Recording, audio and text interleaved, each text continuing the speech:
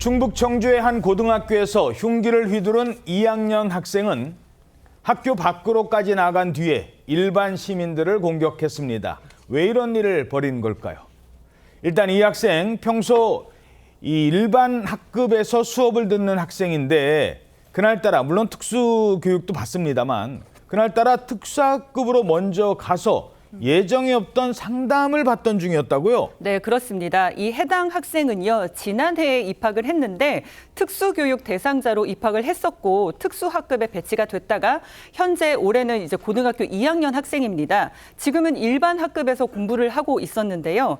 이번 사건은 특수학급 교실에서 발생이 됐습니다. 이 해당 학생은 평소보다 이른 시간에 오전 8시 33분쯤 등교를 했고 특수학급에 가서 그 특수교육 교사와 상담을 했다고 합니다. 무슨 상담을 한 거예요? 예, 일부 보도에 따르면요. 이성 문제 등에 대해서 상담을 한 것으로 지금 전해지고 있는데 그런데 갑자기 이제 상담을 하다가 이 학생이 교사에게 완력을 행사했고요. 교사는 비명을 지르면서 이제 밖으로 뛰쳐나갔습니다. 보건실로 대피를 했는데 너무 다급한 나머지 그 교실 책상 밑에 있는 비상벨도 누르지 못하고 뛰쳐나갔다고 합니다. 이 학생은 학교 1층 복도에서 교장, 주무관, 이 환경실무사와 대치를 했고요. 이들에게 흉기를 휘둘러서 중상을 입혔습니다. 다행히 생명에는 지장이 없는 것으로 전해지는데 이후 가해 학생은 학교에 나가서 또 난동을 재차 부렸습니다. 학교 밖으로 나간 이 학생, 일반 시민들을 공격하기 시작했습니다. 출근하면서 아이 둘을 등원시키는데 갑자기 이제 고등학생 한 명 이렇게 오는 거야 앞쪽으로. 갑자기 제 차를 뒷자리석을 이렇게 툭툭 치는 거예요. 그래가지고 애들이 있으니까는 문을 그쪽을 열어주지 않고 제 운전석만 이렇게 문을 열었더니 이렇게 도망갔어요. 근데 저는 이제 뒤에 애들이 있으니까 이것도 애들도 보여야 되니까 어떡하죠.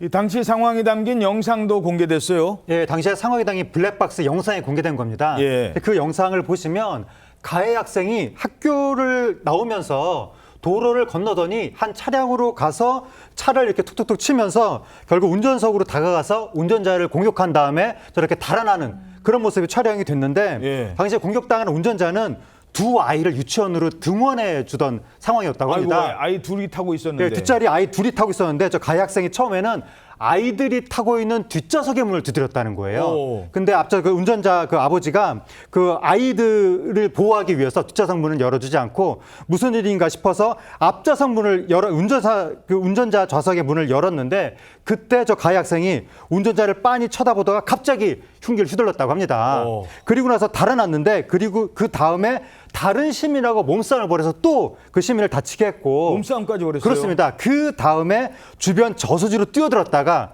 구조된 뒤에 경찰에 긴급 체포됐습니다. 자, 그런데 이런 상황이 계획된 범죄였다는 정황도 드러나고 있습니다. 발견된 흉기가 한 개가 아니라는 겁니다. 우리가 총 압수한 건 4정이고요. 그중에 이제 법령에 사용된 건 하나고. 왜 흉기를 4개씩 갖고 다녔는지 조사를 해봐야죠. 모두 4개나 소지하고 있었어요? 그렇습니다. 범행에 쓰인 흉기 외에도 다른 흉기가 3점이나 더 발견이 된 겁니다. 가해 학생이 범행 전날 집에 있던 흉기 여러 점을 챙긴 것으로 파악이 되고 있는데요. 실제로 가방에서 쓰인 흉기 말고 나머지 3점이 발견이 됐다고 하고요. 등교 전에 자택에서 신변을 비관하는 메모를 남기기도 했다고 합니다.